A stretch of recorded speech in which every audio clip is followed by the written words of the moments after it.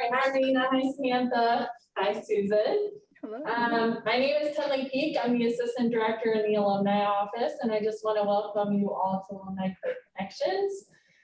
For those of you that this is your first Career Connections talk, we bring alumni back to campus so you can learn from them in a career path that you might be interested in.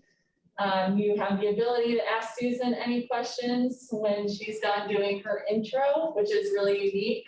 A lot of programs are kind of, you're being talked at, but we really like this one because it's more of a conversation. And this event is put on by both the Alumni Office and Fleischman Center. So without further ado, Susan is joining us. She's a 1978 grad, senior consultant at GEI Consultants. And just some fun facts. She earned her Bachelor's of Arts in Environmental Studies. And then she's also consulting engineering and environmental firm. So please take it away, Susan. I will be glad to do that. So I'm going to start off, since it's a small group. How about if the two gentlemen in the room tell me their names and what year are you in? What are you majoring in? That would be good to know. And then I'll go to the, I'm guessing it's two women on the Zoom. Gentlemen? Hi, my name is Luca. I'm a freshman majoring in computer science. Okay. So you just started there. Indeed. And who is joining you? Hey Susan, how you doing? My name is Albert. I'm a junior and I'm an environmental science major. Okay. And you're a junior. Great. And Rena and Samantha? Hi, it's actually pronounced Rena. Rena. I'm a freshman. Currently I'm undecided. Okay, great. Hi everyone. Samantha? I'm Samantha. Sorry for cutting you off. I'm actually a recent grad. Graduated in spring 2021, and I saw this event, so I thought it'd be interesting to hear you talk. And I majored in environmental studies. Okay, great.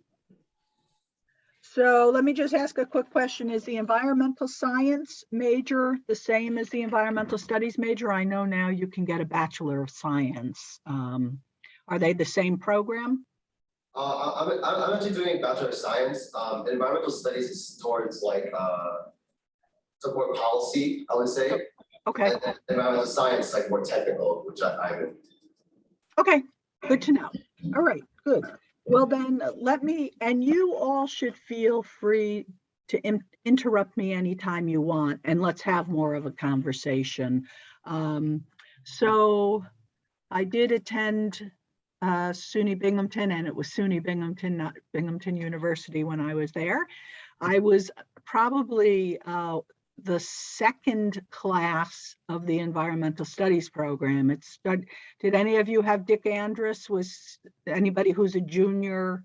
I know that he's no longer with us, but Dick started the program out of one of the lounges in one of the dorms in Newing. So that tells you how, when I attended, how different it was as a program. At that time, it was an environmental studies major. You could concentrate in sciences or policy. There was a third concentration. I don't remember what it was.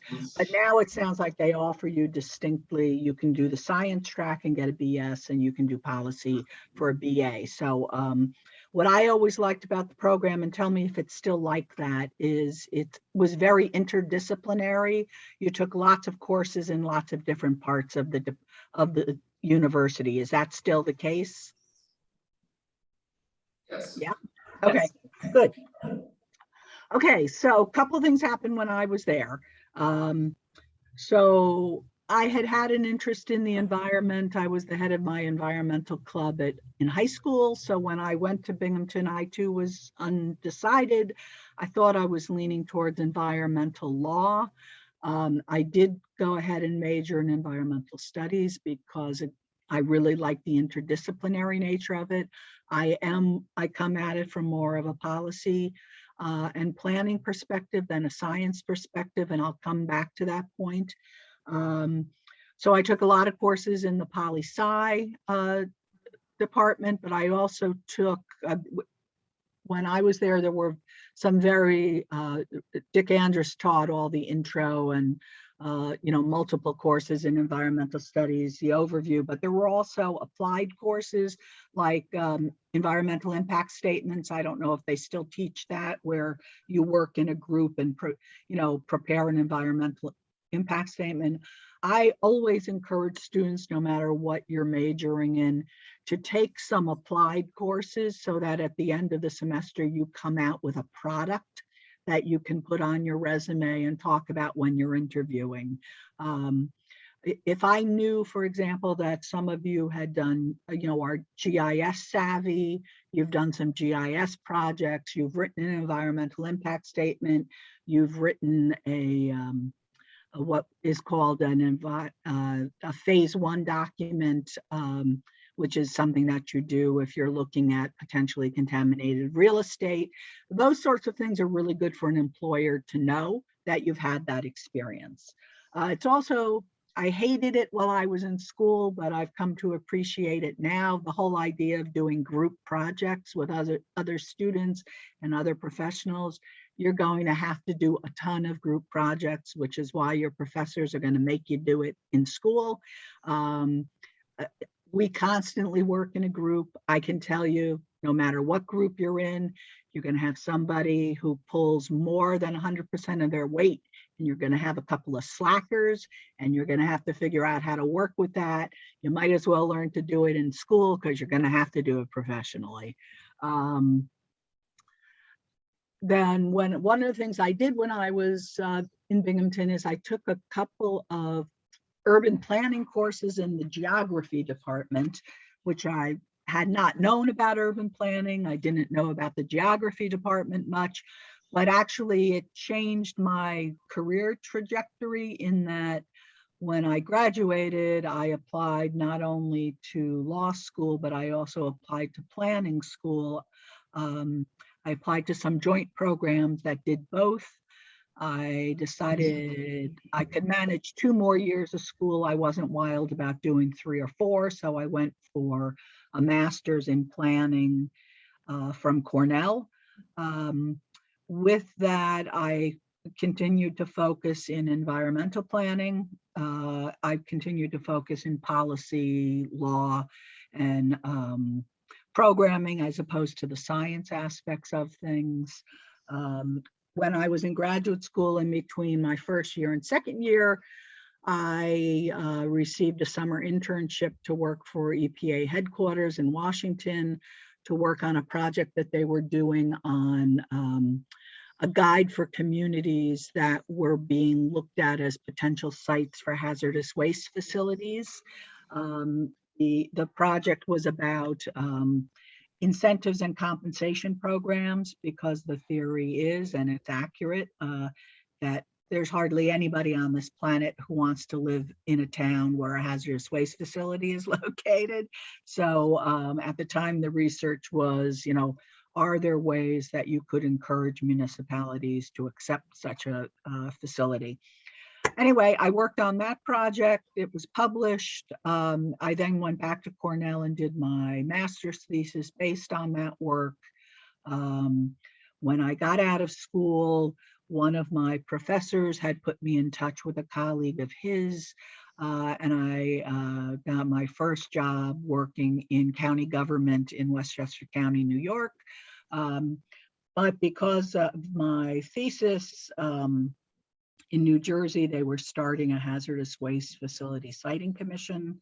I saw their ad for an executive director. I applied. They knew about my thesis work. I was hired to be the assistant director. And that's when I started my career in New Jersey, first in government, which I worked in for 25 years. And then I moved into the private sector. So I can talk to you about government jobs versus private sector jobs. Couple of the takeaways from all of that is, number one, networking is super important. talking to your faculty advisors, going to your alumni organization, calling me offline, and I know Tenley's going to give you my phone number and my email address. Making those connections, because a lot of times that's how you find out about job opportunities. And, there is a natural connection now between you and me, because I know you went to Binghamton University. I know some of you were in the environmental science or studies department. I know what that means. So it's kind of a shortcut and it gives us some easy conversation. But, professional organizations like the ones I work with, we're always doing mentoring and networking events. You should definitely, feel free to contact people. If they tell you to contact them, you should do it. People like myself like to talk to students and the next generation of professionals. It's not only interesting to us and to find out what's going on now in academia, it's also professionally good for us because it's a good way for us to meet entry-level employees. So one of the things I do now in my consulting practice is I am the contracted executive director for 3 nonprofit environmental organizations, all of which offer scholarships, all of which offer free membership to students, and most of which let you post your resume if you're looking for jobs. So Samantha, that would be a good place for you to get your resume posted. But also, all of those organizations do events. A lot of them now are virtual, which would make it easy for you to join. They do continuing ed courses. If you're interested in any of that, because you're interested in the subject matter and or you want to use it as a networking opportunity, just reach out to me and I'll comp you and get you in. So, don't hesitate to contact me about that. So why don't you all give me some questions? I'll come back to a couple of other things, but questions that you have?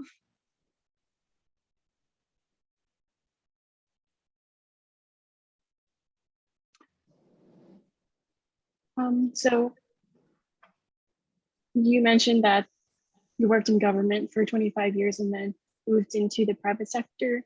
Can you talk about some of the differences and similarities and challenges that each of them Yes. provided?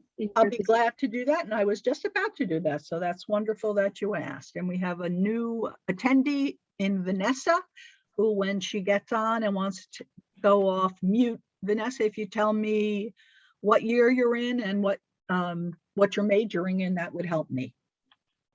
Hello, I'm a first year major and I'm in bio. Okay, great. And when you say first year, does that mean you're a freshman? Yes, Okay. And is your last name Alvarin or is there more to it? it's Alvareng and then GA at the end. Great. Alvarengo. Okay. Wonderful. And I'm Sue Boyle. Yeah, it's a great question. I am a big fan of people getting both types of experience. But let me ask you, do you have interests one way or the other, government or private? How many of you are interested in private sector? Raise your hands or say yes. One. I can't see Vanessa. Oh, yes, I see her raised hand. Who's interested in government? Samantha and is it, tell me again, Rena? It's Rena. Rena, you're not quite sure yet, but maybe. Maybe, yeah. You have an interest in a particular type of government, local, state, or federal?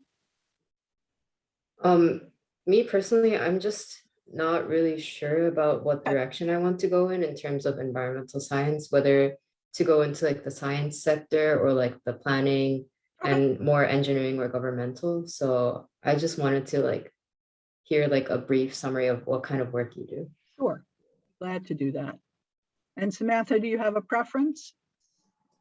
I currently don't have a preference. I have some experience working in like a city government position. for one of my summer internships, I worked with New York City parks, and that was a good Okay. experience. Great.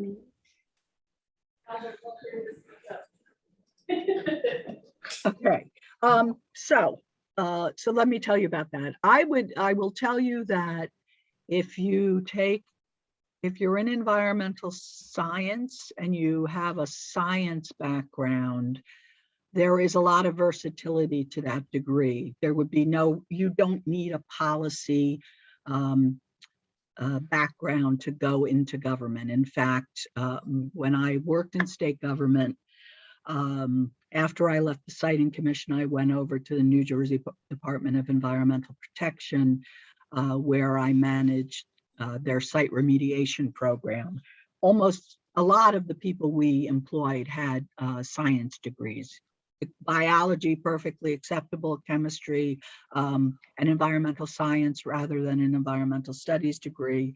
So there's probably a little more versatility with that, as opposed to it's pretty rare that somebody with an environmental policy background is going to be hired to do any kind of field work, for example, in a consulting firm, because they're looking for scientists and geologists and engineers. So there is that, having the environmental, but again, I come from an environmental policy background, and I work for an engineering and science consulting firm.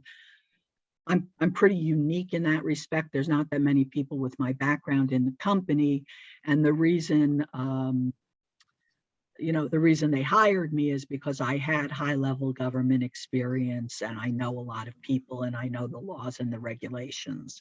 So it's there's jobs in both places, but you're probably a little more versatile with a science degree. I loved government work. I'm really glad I had a government career before a private sector career. I know people who go the other way, who start out in the private sector and go into government. I will tell you, I think it's better for everybody, for people to do that kind of jumping in and jumping out of different sectors. It helps. It certainly helps for better laws and regulations and better programs at the government level to have that experience. For somebody, I'm going through some stuff now in New Jersey. We have something called a licensed site remediation professional program, where people with bachelor's or master's degrees and 10 plus years of experience apply to take an exam. They get a license to be a private site remediation professional, and then they oversee site cleanups. They take on a lot of the responsibility that the state of New Jersey's DEP used to have, but DEP is still involved at the end. We're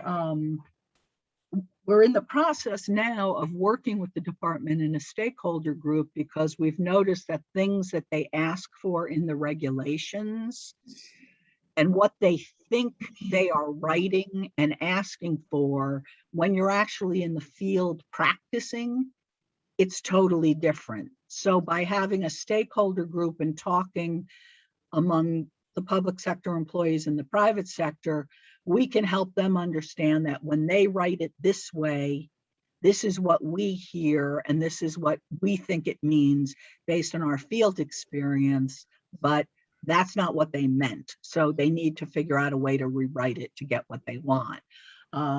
That's why I think it's very helpful to have not only stakeholder groups, but people who had worked in the private sector working for government, because they can sort of ground truth what the laws and regulations are actually going to mean in the long run. If you have the opportunity to work for government, if you're lucky enough, I would tell you, try to get into a new program, because it's really fun to help develop a new program. When I was in the site remediation program in DEP, we were just starting to develop a brownfields program, because the sense was, we have all this contaminated property. Why are we cleaning it up and fencing it off? Why aren't we using it for something beneficial? And New Jersey, are any of you from New Jersey? Y'all from New York somewhere? New York State? Okay, y'all from downstate? When I was there, almost everybody was from Long Island, Westchester, or New York I'm from City. Long Island. Okay, where are the rest of you from? Brooklyn. Okay, yep, that was, Queens. I know your statistics. Those were our statistics. So if in New Jersey, New York, you have way more land than we do. You're a bigger state. You've got a lot more open space. New Jersey's super densely populated, and we don't have a lot of excess undeveloped, land for development. So doing a brownfield remediation and redevelopment made a lot of policy sense in New Jersey. So I actually liked that as an emerging program and worked in that, and that's become a real field of expertise for me because it was exciting for me to think about not just doing the cleanup, but doing something beneficial with the property. So if you're able to get in on the ground floor, and there's a lot of new programs going on in the environment, not just site remediation, which is my background, but all sorts of things with resiliency and climate change and how you're going to deal with flooding and how you're going to redesign projects to deal with temperature change and climate change. Those are all new and emerging programs, which would be super exciting. Alternative energy programs, those to me would be real exciting. Now, if you're interested in parks, there's always something interesting going on in the parks in New York City, in New Jersey and state government. Some state agencies separate their environmental regulatory programs from their parks and natural resources. We don't in New Jersey, but others do. So I would say, if you can and you're interested in that sort of thing, get in on the ground floor of a new program because it's really fun. And you can make your mark, and you probably will get the opportunity to do a lot more at a younger age than with a program that's already established. Working in the private sector, some of the differences are, and again, I'm at the tail end of my career. You all are just thinking about starting out. When I worked for the state of New Jersey, one of the reasons I stayed for 25 plus years was because at the end of that, I was able to get a pension and healthcare benefits for life for myself and my husband. Those programs, benefit programs, have changed somewhat, but one of the things in a public sector career that you think about at a certain point in your career is things like, are you eligible for a pension? You traditionally these days don't get pensions from the private sector. The flip side of the private sector is they probably pay better year to year, not always, but they probably do. There's probably a lot more jobs because there's a lot more players. There are things like bonuses depending on what kind of job you have. I know in consulting, we get bonuses depending on how well we did financially. So there's those kinds of things. In terms of the work, if you like being outdoors and being in the field and drilling wells and doing core sampling, you'll probably get more experience doing that in the private sector than in the public sector because I know in New Jersey, while we do have a publicly funded cleanup program, the folks in state government don't traditionally go out and do the work, they supervise the work. So if you have a desire to actually do field work, the private sector is probably a better place for you. Somebody have a question? But I loved my public sector career. I'm glad I had it. I'm glad I had the opportunities that I did. I know a lot of folks who worked with me at DEP had the opportunity to move around. So they did, they worked in the air program, the water program, natural resources, as well as site remediation. So they got a lot of exposure. I know that if you start out in the government sector and you get a couple of years under your belt, you would be attractive to the private sector because of your knowledge of the rules and regulations and how the agencies interpret them. That's valuable information in the private sector. At some point, you have to consider, you know, when I started out, it was sort of about 5 years. If you thought you were going to move from public to private, you usually did it around the 3 to 5 year mark, because you know, again, you weren't getting so invested in your career and a pension that it would make it more difficult to leave. And the private sector likes that timing, because that means you have some expertise, but then, you know, they can also train you. Any other questions about government, private sector? Now, I work in consulting. I don't know if that's what you want to work in. You know, I have not worked in, say, you know, a biology lab, or I haven't worked for a company, like a chemical company that creates the contaminated sites that I work on. So I don't have that expertise. Other people would. You know, there's it's funny, I've told, you know, everybody's common thought about government jobs is they're loaded with bureaucracy, paperwork, and red tape, right? Is that what you think? I've told the people I work for at GEI, my consulting firm, that they actually have more paperwork and bureaucracy than I experienced at the state of New Jersey. Now, some of that has to do with the fact of what positions I was in at the state, and I had staff, but you know, everybody's got their own bureaucracy and paperwork. I mean, it's not radically different. What else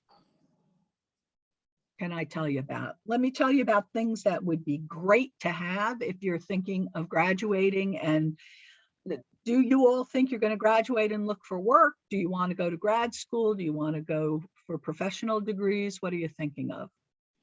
I'm interested in physician's assistant. So Oh, okay. I think I'm going to have to do my master's for that. Okay, yeah. And I know here in New Jersey too, they're requiring like physical therapists and occupational therapists to go on for masters as well. I can tell you that consulting firms like mine like people with masters, but they'll hire you without one, and they'll also pay for your masters. So you can think about that. And who just told me about the physician assistants? Was that Vanessa? I did. Yeah, I don't know if, you know, if that's an opportunity there. You know, could you start out and then they would pay you to go on for your masters? I know, in fact, I just got an email this morning from a woman I work with who was working for her master's. GEI is paying for it. The way we do it is you take the course, you have to get a certain grade, and then they'll reimburse you for the cost of the course. So she just wrote me about a project she's thinking of working on. I actually need the project done for one of my clients, so she's going to be able to do something that's applied and also get some recognition for it. But you know, that's another thing you can do if you're working for your master's while working in professionally, is you can do some applied projects that have some benefit to your company or your client or yourself and your resume. Regina, tell me what year you're in and what you're thinking of majoring in or majoring in. You're on mute. Okay.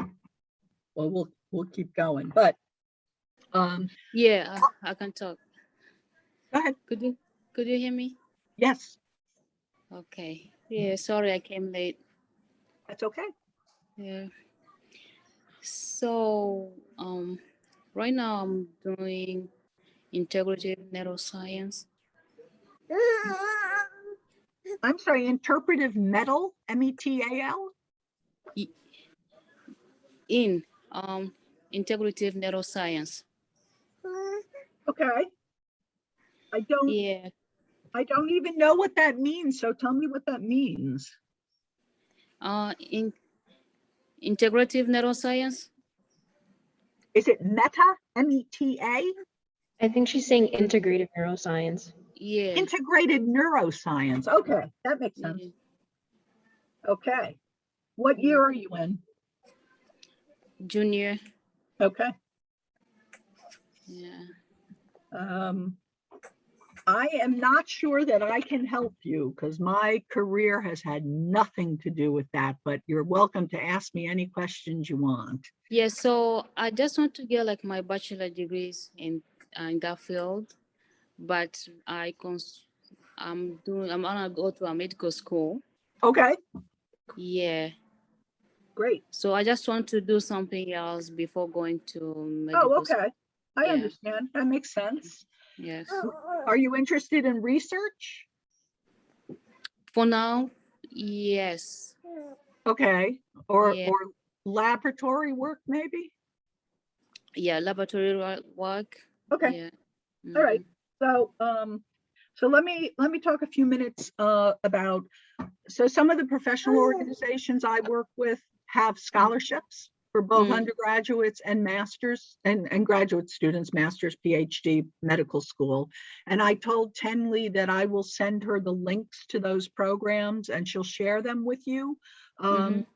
You all may not qualify for all of them. I don't know if some of them are New Jersey specific. I know some of them are women specific because they're from the Society of Women Environmental Professionals, but I'll send that to you. And you should feel free to apply. In some of the programs, there's nothing stopping you. If you're a freshman, there's nothing stopping you from applying for the same scholarship fund as a junior or senior and then in graduate school. So you should think about that sort of thing. I'll also send you the links to the organizations. As students, you can join them free of charge. Several of them let you post your resume if you're looking for work. So Regina, if you're interested in speaking to some labs, for example, I can put you in touch with the ones I work with. They may not be the right fit for you, but maybe they are, or they could recommend someone else. Samantha, same thing. If you wanted to put your resume up and you're interested, let me know what you're interested in. We can make some introductions. So I'll make sure I do that for you. But we were talking about grad school. Depending on where you go, I know the state of New Jersey, when I was there, would also reimburse you for your master's, but that program was sometimes funded, not sometimes funded. Most of the consulting firms I know will reimburse you for your master's. They'll also do things if you're going, for example, if you're thinking of getting a professional credential, like your professional engineer or your professional geologist certification, or your licensed site professional certification, they'll often pay you for your study courses, and you'll often see yourself get a raise once you get your certification. Those kinds of things are important in the consulting world. Anything else about grad school, undergrad, public, private? Can I also receive those links? Yeah, I'm gonna send them to Tenley. She's gonna send them out to all of you. Okay, thank you. Okay. Couple other things, if you're interested in, again, this is my perspective, and I have a very limited perspective in that I do site remediation, cleanup, and redevelopment, and I work with nonprofits. I don't have AIR program experience. There's a lot of things I don't have, but if you're thinking of working in the site remediation field or out in the field, I don't know if your program gives you OSHA 40-hour training. Have you ever heard of that? No. You might want to ask your professors, and I might want to, if Tenley's still there, tell her I might want to get in touch with the Environmental Science and Studies program to recommend it. If you're going to work in the field doing site remediation and cleanups, you need to be OSHA certified. So you have to take a 40-hour course, which is a lot of in classroom time, but a little bit of field time. And then each year that you're practicing, you need to take an 8-hour refresher. One of the great things for you coming out of school, if you think you're going to go right into the field, is if you came out with your OSHA certification, that would distinguish you from other graduates without it. I know some of the organizations I work with have been talking about doing a program for students where we wouldn't charge you. We haven't gotten that far yet because COVID changed our lives. But think about it, and I will mention that to your department because it would be a good program for Binghamton to do. Yeah. How many of you are taking GIS courses? Any of you?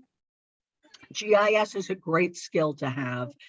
Great on your resume. We always need that. We need CAD people.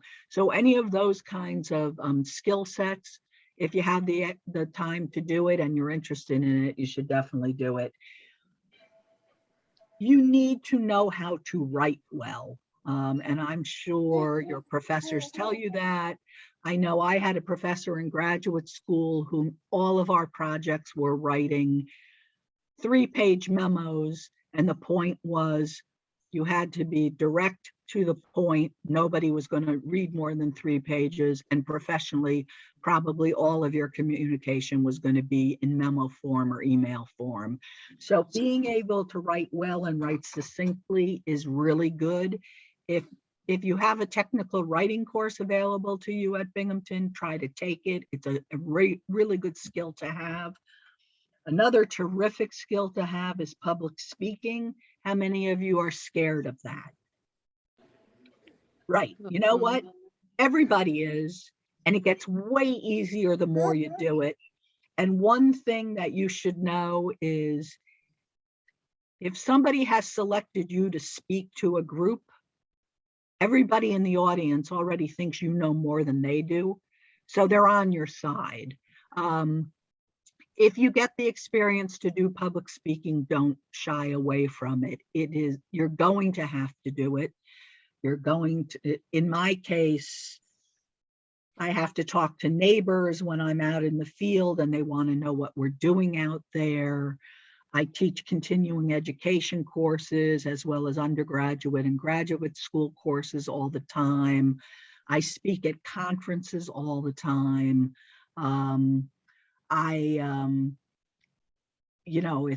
If you're in government, you're going to have to do public meetings and public hearings. I've done more public meetings and public hearings than I could count. And it's scary at first, but again, you get the hang of it. And there's all sorts of great tools like your PowerPoint and your computer stuff and, answering the questions of the audience. It's something that will distinguish you from others when you're looking for jobs. If you're willing to join a group, be on a panel, make a presentation, even if it's just to your peers at lunchtime, it's good practice. One of the things groups like mine will do is when we award the scholarships, for example, we'll do this kind of Zoom, and we've been doing it by Zoom, obviously, during COVID, but we'll do this kind of Zoom and invite the scholarship recipients just to, informally talk to us like this. But it gives you the experience of talking to other people, and it's very conversational. So think about your public speaking. Again, I don't know if they teach a course. If they teach a course on things like risk communication, being able to communicate scientific concepts and findings to the general public is a really good skill set. Networking, as I say, you're in a great, the fact that you came out for this means you want to talk to people and find out what's going on out there. Take advantage of these opportunities. People like myself, if you called me up and said, hey, Sue, remember me? I was on that Binghamton Zoom. I'll always take the time to talk to you, as will most of my peers. I mean, we like doing it. You're not bothering us. We might have to schedule an appointment, but there's definitely that connection, and people will be willing to talk to you. You should feel free to do it. If you join any of the groups I'm going to send you the link for, if there's particular people or companies who you see on the website who you're interested in, let me know and I'll put you in touch with them. Same thing, if you see a course you want to take or a conference you want to attend, let me know and I can waive the fee for you. So you know what? It never hurts to ask. The worst answer you're going to get is no, I'm sorry, we can't do that right now. And then you make up your mind about what you're going to do. But people want to help soon to be recent graduates. It's a lot of fun for us. And as I say, it helps us scout out the next generation of talent. So everybody's benefiting from it. So I have a question for you. Sure. Were there any extracurriculars on campus that helped you kind of in your career and to learn more about environmental studies and things like that? You know, it's a great question. And I don't remember. The one I was involved with the student course and teacher evaluation skate, and I don't know if they do that anymore there. I did that as an extracurricular activity. I spent a semester in London, which was wonderful. But what that meant when I came back senior year is I had to take a boatload of mandatory courses to get my degree in environmental studies because I didn't do any environmental studies work for a semester. I took Shakespeare and art history. So I definitely worked on skate. I'm trying to remember what else I did at Binghamton. I know when I was in grad school, I did work study and I was a reference librarian, which was actually a wonderful experience for me. It helped me tremendously with my thesis and it helped me with research skills and tools. So, and I just had a conversation recently, Tenley, with your libraries group, which was fascinating. But I was not super involved in extracurricular activities when I was at Binghamton, or if I was, I don't remember what they were other than skate. Okay, thank you. Are there environmental clubs now? When I was at Binghamton, I joined NYPIRG. Oh, yeah. It's a policy-based, like student-run club that some of you might be interested in. And I did some research and I was able to join the freshman, or now it's called the first year research immersion program. Oh, good. So if you guys are interested in that, I think you can even join it as like a sophomore, or if you can't join that, they have a similar program in the summer too as well. And they do have some environmental like programs or like even biology and medical for like Vanessa and Regina who are more interested in that. Yeah, excellent. Research skills are huge. So if you have that opportunity, I would suggest you go for it. I mean, you're always going to use those skills. They're very transferable, as are computer skills. NYPIRG, a lot of my colleagues in the environmental studies department worked for NYPIRG. So that was anybody interested in environmental policy. A lot of people did that. That's a great suggestion. What else do you want to know about? Oh, sorry. Go ahead. I was wondering, has like the pandemic impacted your job in like consulting in general, and how like do you think the field will move forward like past this pandemic? Yeah, actually, it's been a positive impact as it turns out. So, and a lot of people are surprised by that. So there's a couple of things that happened.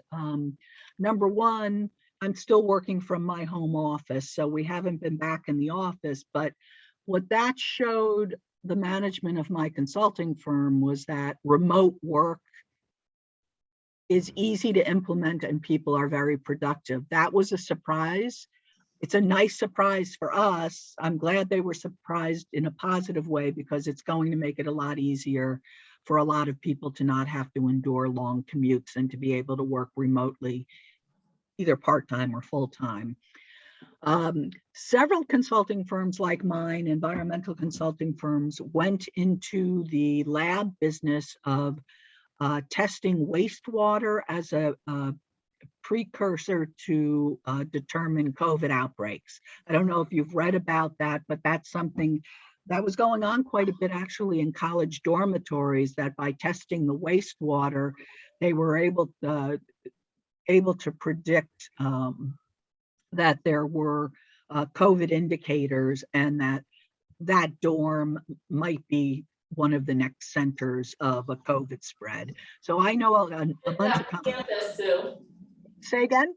We did that on campus here, actually. Yeah, I know a lot of consulting firms, that became a very major business line for them. We were fortunate in New Jersey and also in New York that site remediation was deemed essential service, so that our people were able to go out in the field and continue their business throughout the pandemic. You know, they tried to do social distancing, et cetera, and wearing masks, but work never stopped for us. As I say, some people got a new business line out of it. You know, we've done well financially, as have many of the consulting firms.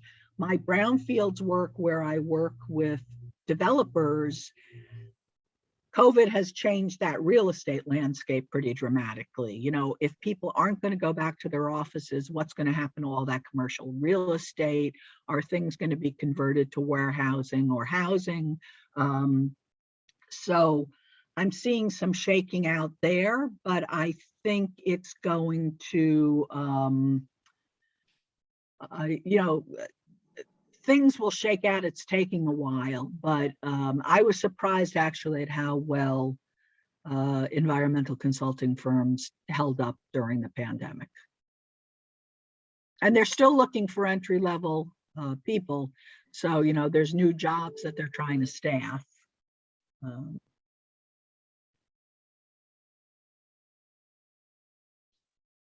Thank you. Sure.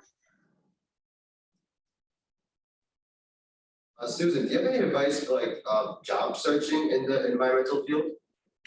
Yeah, I mean, I do have to tell you, talk to Tenley, because job searching is very different now than it was when I did it, right? Remember, I graduated in 1978.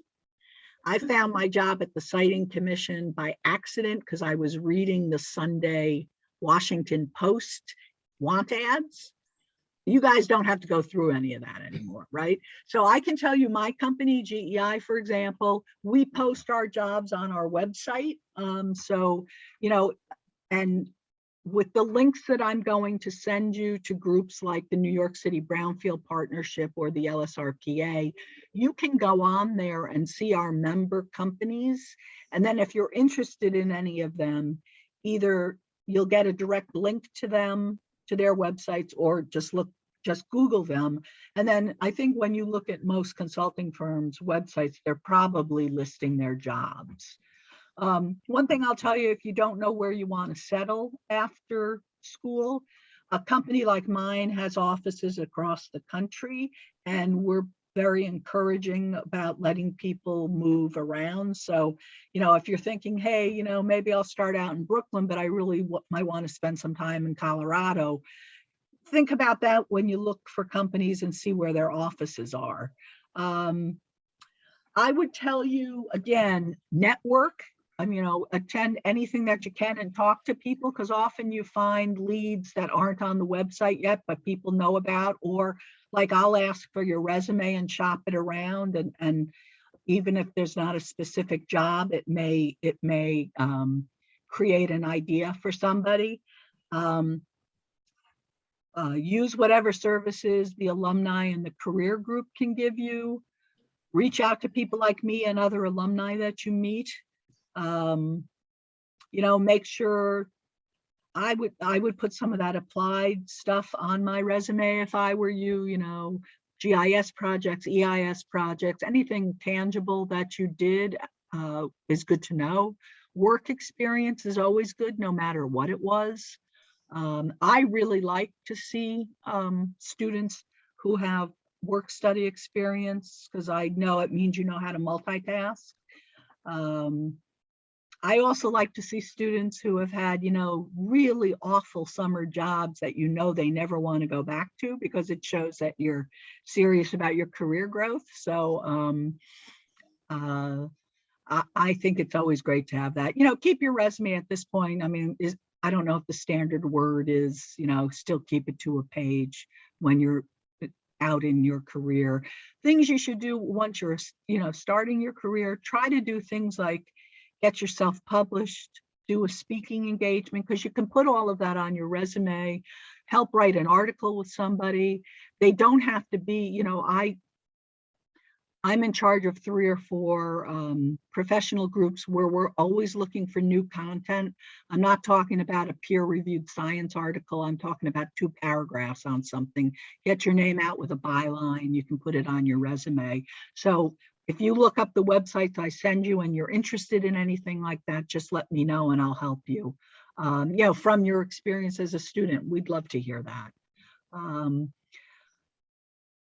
Make sure you proofread it, make sure there's no typos. If you're sending me an email or a cover letter, and I don't know if you even do that anymore, don't call me Mr. Boyle, because that'll make me angry.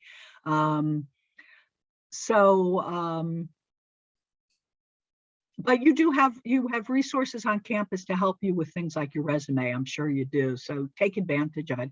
Or you know what, run it by somebody like me and let me look at it and I'll say, yeah, this looks good. You may want to add these buzzwords, that sort of thing. Thank you, Susan. I apologize for the interruption, but I'm gonna have to leave for class right now. But thank you so much for the whole discussion. I really gonna take it to heart right now. Good. Well, good luck. Enjoy school. Thank you so much. Goodbye. Bye. We have time for one more question if anyone has one.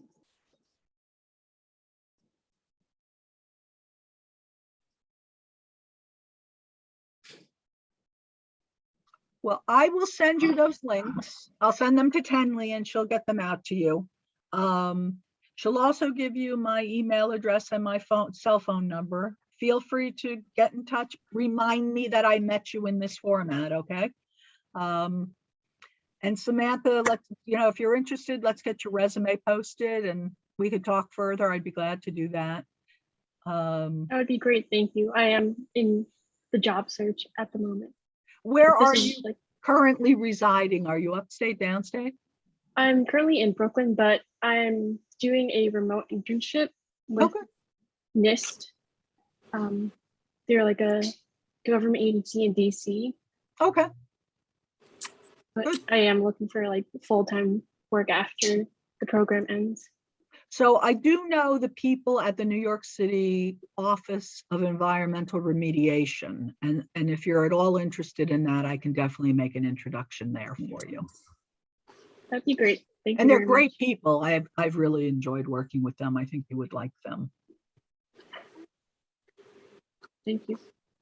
Sure. Tenley, anything I need to do to wrap it up? No, I don't think so. Thanks everyone for coming today. And Sue, thank you for your time and your wisdom and information. It's very helpful. We'll be sure, like Sue said, we'll send out an email with a survey. Oh no. Are you guys still there? Okay, perfect. Sorry, the power kind of went out a little. It's raining here, so. But I will send out a survey, or Fleischman will send out a survey and we'll make sure to include Sue's contact information and all those links for you. And the only thing I probably have to say is for those of you who really enjoyed this, make sure that you're getting on Mentor Match. That's one of our big alumni connection services. It's all online. You can find more information about it within the Fleischman Center Career Center website, and then also Career Shift. I know some of you asked some questions about the job search process. Career Shift is a really neat tool that we actually purchased where it brings all jobs, job postings from Monster, Indeed, from websites like Sue's, GEI. So it's like a one-stop shop for you to find things that are of interest to you. So I think that's about it. So thank you. Okay, thank you. Good luck with school, and again, don't hesitate to get in touch. It was nice spending an hour with you. Bye. Thank you for your time. Bye. Thank you for your time. Have a good day. I know.